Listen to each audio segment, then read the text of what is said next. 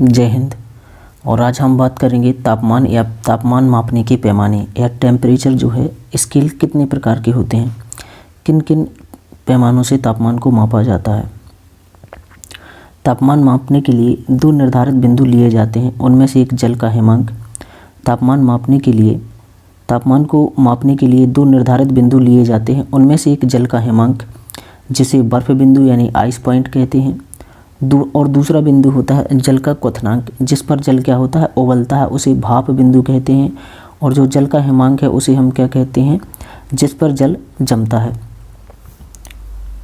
तापक्रम पैमानों के प्रकार, तो ताप मापने के कौन कौन से प्रकार हैं, अब इसके बारे में हम देखते हैं।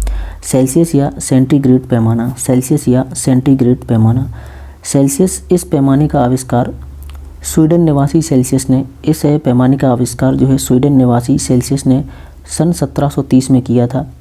इसमें हिमांक को 0 डिग्री सेल्सियस तथा भाप बिंदु को 100 डिग्री सेल्सियस मानते हैं तथा इनके बीच के तापांतराल को 100 बराबर भागों में बांटा गया है तथा प्रत्येक भाग को 1 डिग्री सेल्सियस कहते हैं। दूसरा है फ़ारेनहाइट पैमाना। फ़ारेनहाइट पैमाना यानी F फ़ारेनहाइट, इस पैमाने का आविष्कार जर्मनी के फ़ारेनहाइट नामक वैज्ञानिक ने सन 1717 में किया था। इसमें हिमांक और भाप बिंदु को क्रमशः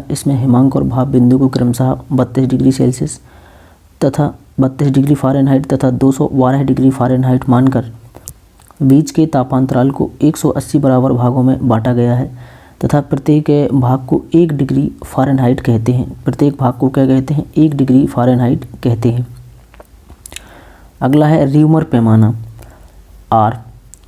इस पैमाने का आविष्कार फ्रांस के र्यूमर नामक वैज्ञानिक ने सन 1731 ईस्वी में किया था। इसमें जल के हिमांक व भाप बिंदु क्रमशः 0 र्यूमर व 80 र्यूमर माना जाता है तथा इनके बीच की दूरी को 80 बराबर भागों में बांटा गया है तथा प्रत्येक भाग को 1 र्यूमर कहा जाता है। अगला है परम ताप अथवा केल्विन पैमाना यानी कि एब्सोल्यूट और केल्विन स्केल की यानी केल्विन। इस पैमाने को लॉर्ड केल्विन द्वारा 1852 में प्रयुक्त किया गया था। इस पैमाने को लॉर्ड केल्विन जी के द्वारा 1852 में प्रयुक्त किया गया था तथा इस पैमाने में जो जल का हिमांक है वह 273.15 केल्विन या 273 केल्विन होता है तथा भाप बिंदु 373.15 केल्विन या 373 केल्विन माना गया है। इनके बीच की दूरी को 100 बराबर भागों में बांटा गया है तथा प्रत्येक भाग को 1 केल्विन कहते हैं। क्या कहते हैं, 1 केल्विन कहते हैं। अगला है रैंकाइन पैमाना, रैंकाइन स्केल।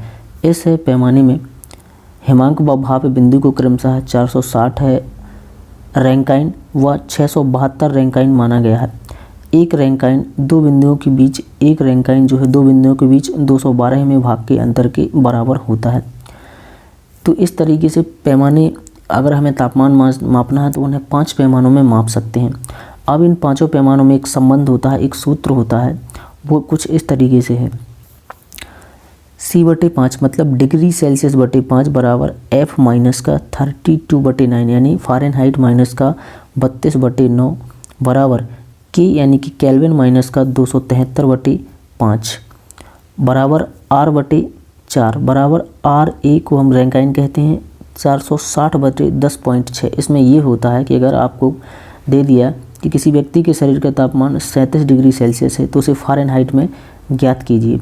37 डिग्री सेल्सियस है तो फ़ारेनहाइट में बताइए। तो C/5 बराबर F माइनस 32/9 इतना हम ले लेंगे और इससे निकल आएगा C/5 बराबर F माइनस का 32/9। अब इसमें हमें C दिया है तो C की वैल्यू रखेंगे तो F बच रहा है तो केवल F निकल आएगा। तो ये जो सूत्र है ये बहुत ही इम्पोर्टेंट है। इस सूत्र को ज़रूर याद करिएगा क्योंकि रेलवे और विभिन्न एग्जाम में इस सूत्र से प्रश्न आते हैं। सीधा क्वेश्चन आता है कि अगर किसी व्यक्ति का तापमान इतना है इस यूनिट में तो अगली यूनिट में तापमान पूछते हैं, तो ये संबंध जरूर याद रखना है। C/5 बराबर F माइनस का 32/9 बराबर K माइनस का 273/5 बराबर R/4 बराबर RA माइनस 460/10-6। इसके बाद कुछ महत्वपूर्ण बिंदु हैं। -40 डिग्री वह ताप है, -40 डिग्री वह ताप है जिस पर फ़ारेनहाइट और सेल्सियस पैमानों की पाठ्यांक क्या होते हैं, समान होते हैं। -40 डिग्री वह ताप है जिस पर फ़ारेनहाइट और डिग्री सेल्सियस के पैमाने या सेल्सियस पैमानों के पाठ्यांक समान होते हैं। 574.25 डिग्री ताप में 574.25 डिग्री ताप पर फ़ारेनहाइट व केल्विन पैमानों के पाठ्यांक समान होते हैं। यहाँ पर फ़ारेनहाइट और केल्विन के तापमान समान होते हैं, यहाँ पर फ़ारेनहाइट और सेल्सियस के। 0 डिग्री सेल्सियस ताप पर सेल्सियस पर रीमर पैमानों के पाठ्यांक समान होते हैं।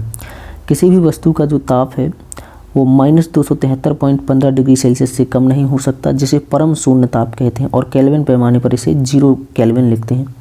इस ताप पर आणविक ऊर्जा न्यूनतम होती है। इस ताप पर जो आणविक ऊर्जा है वो कैसी होती है, न्यूनतम होती है। आई होप आपको बहुत अच्छे से समझ में आया हो। तो वीडियो को लाइक करें, शेयर करें, कमेंट करें। मैं आपको मिलता हूँ नेक्स्ट वीडियो में। जय हिंद।